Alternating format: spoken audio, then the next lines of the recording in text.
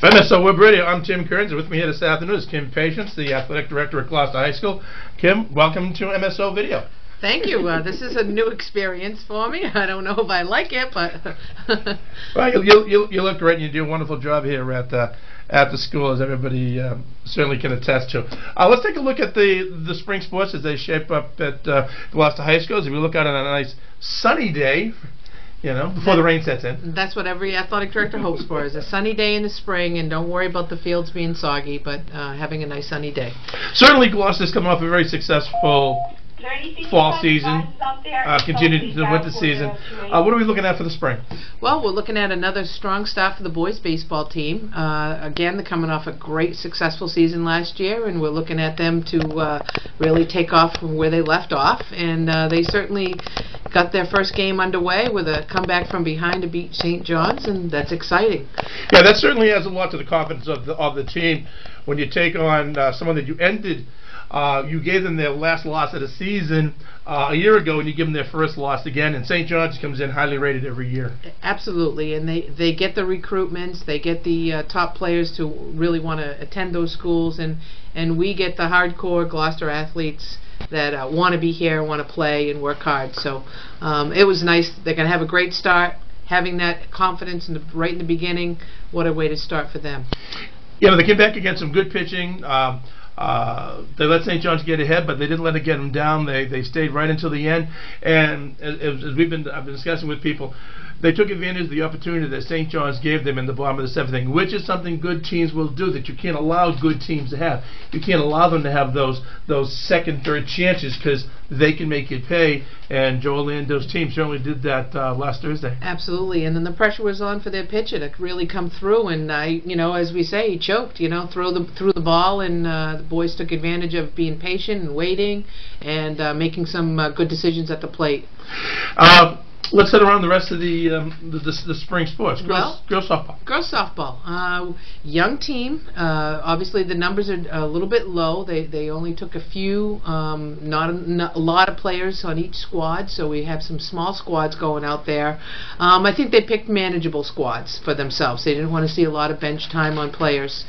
We're going to see a little bit of struggling with the pitching area for the girls. Not enough depth in that area, but certainly they've got the defense behind them, and they've got some strong bats. So hopefully those will balance out, and the girls will have a good season for themselves. Based on yesterday's results, a 7-1 loss to Swampscott certainly, but Christine Novello had an excellent start to the season, 4 for 4 a day. Absolutely, yeah. And so again, offense is going to be a key for them to hit the ball, to make some good decisions on the bases, and maybe the pitching will come in its time with some younger players. But again, the pitching's going to be a problem in their depth.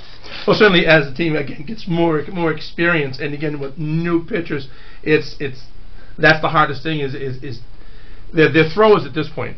They're not pitchers yet, because that growth cycle, as you know, hasn't quite followed through. But again, if you get kids who can believe in themselves and they get some good defense behind it, they get more confidence, then you can turn more into that pitcher. Well, and that's what hopefully this is going to happen for this season, is again the defense behind the pitcher, helping out in the offensive end, making some great hits and taking advantage, getting some leads. So first start, they had to meet the best pitcher in the league so far, so let's hope for the rest of the season they can be really competitive. In track, numbers are again a little bit low, but Gloucester always competes. Absolutely, and we've always had low numbers in some areas in the track, either boys or girls, and vice versa. But again, they're all able to kind of help each other out, win the important events that they need to win, or plug in the right runners or the right event players. So, we're going to be strong in the shot put. We're looking for the javelin to be a good area for both girls and boys. And so we're going to be highly competitive. We're not going to let the numbers hurt us that way.